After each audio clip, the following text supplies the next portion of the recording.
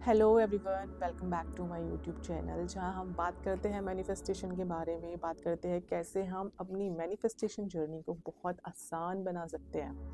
बहुत ही सिंपल छोटी छोटी प्रैक्टिसेस को करके हम अपनी लाइफ को एक ग्रेट लाइफ की तरफ लीड कर सकते हैं। आज हम जिस टॉपिक पे बात करेंगे और ये वीडियो जिस बारे में है, that is about the story of your life.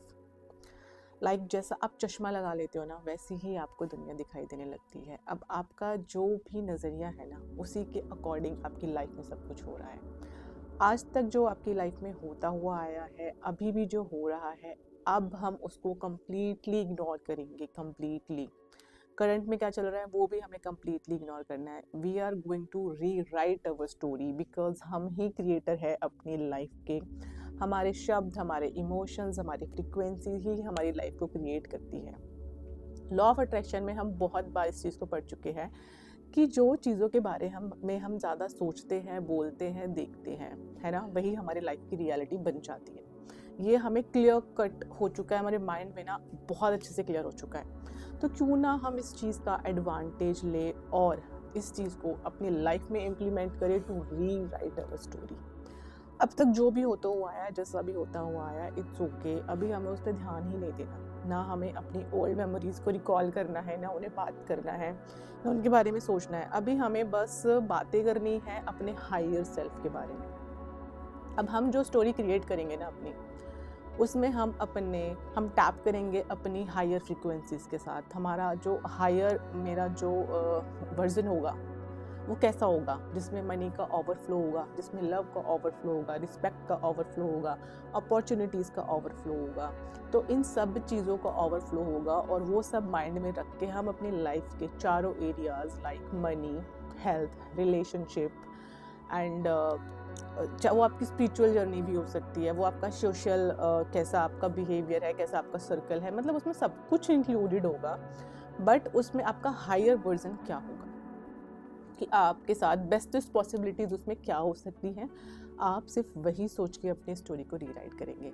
And I bless you in 2026 आप अबंडेंस के साथ अलाइन करें, आपकी लाइफ में हर चीज़ का ओवरफ्लो हो। तो अब हमें इसे करना कैसे है? And it is very simple कि आज तक जो करते आए हैं उसको कम्प्लीटली इग्नोर कर देना है। करंट की हर सिचुएशन को हमें कम्प्लीटली इग्नोर कर देना है। जैसे अब आपको अपनी मनी के बारे में लिखना है, तो मनी के बारे में आपको एग्जैक्ट लिखना है कि वो न्यूमेरिकल नंबर्स होने चाहिए कि इस एग्जैक्ट इस नंबर में मेरे पास मनी फ्लो बढ़ गया है, मनी का ओवरफ्लो मेरे पास आ गया है, मनी की अपॉर्चुनिटीज़ मेरे पास आ गई है। और आप उसके लिए क्या कर सकते हो, आप मनी के बारे में रीड करो, आप फाइनेंसिस के बारे में रीड करो, आप बजटिंग के बारे में रीड करो। और आप एवरी टाइम रात को आप मनी मेडिटेशंस चला के सो सकते हैं। उससे क्या होता है कि आपके आर एस को जो सिग्नल्स जाते हैं मनी के बारे में, उससे आपका सबकॉन्शियस जो फीड होता है और फिर वो आरएस के पास जाता है, तो वो आपको वही चीज़ें लाकर दिखाता है। तो उस तरीके से आपको मनी की अपॉर्चुनिटीज़ और ज़्यादा मिलेगी। आपके हायर सेल्फ वर्जन में मनी आपके पास कितना होना चाहिए, ये आप डिस्क्राइब करो पर्टिकुलरली। ठीक है, आप अपनी स्टडीज़ के लिए डिस्क्राइब करो कि मैं स्टडीज़ में कितना फोकस्ड हूँ, या मैं एक बारी में जो पढ़ता हूँ मुझे याद हो जाता है, या मैं डेली हाफ एन आवर पढ़ता हूँ। This is your story. अगर मैं आपसे पूछूँ कि आप जो भी काम कर रहे हो कि आप उसमें सक्सेसफुल क्यों नहीं हो, आप बैठो, सोचो क्यों नहीं हो। जब आप इस प्रैक्टिस को करोगे ना, आप क्यों नहीं हो, आपको आपका आंसर पता चल जाएगा। अब उस आंसर का अपोजिट कर दो, बिकॉज हमें सोल्यूशन चाहिए। अभी यहाँ प्रॉब्लम हमें मिल गई है कि इस वजह से आप सक्सेसफुल नहीं हो। Now cancel this story, this is your old story, because you keep on telling your self कि मैं प्रोकास्टिनेट करता हूँ, मैं फोकस नहीं करता हूँ, या अपॉर्चुनिटीज़ आती है तो उन्हें मिस कर देता हूँ।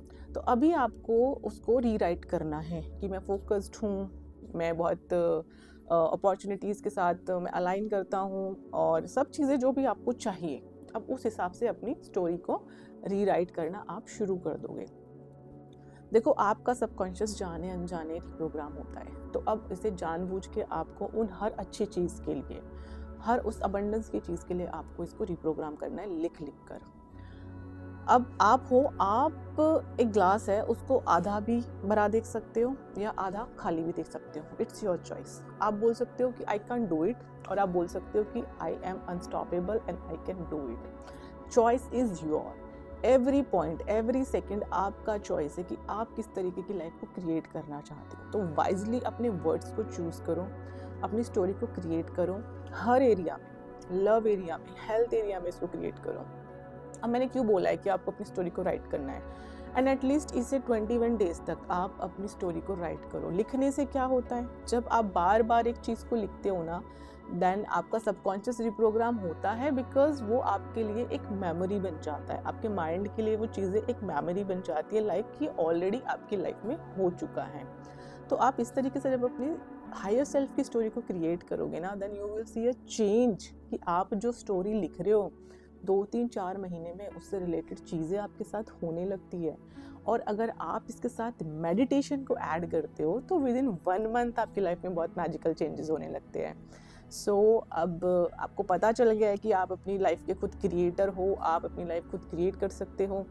तो अपने ओल्ड पैटर्न्स को, ओल्ड थ्योरी को क्रॉस करो, कंप्लीटली फाड़ के फेंक दो और अपने लिए एक नई मज़ेदार, बहुत अच्छी, अपनी हायर सेल्फ से अलाइन स्टोरी को लिखो।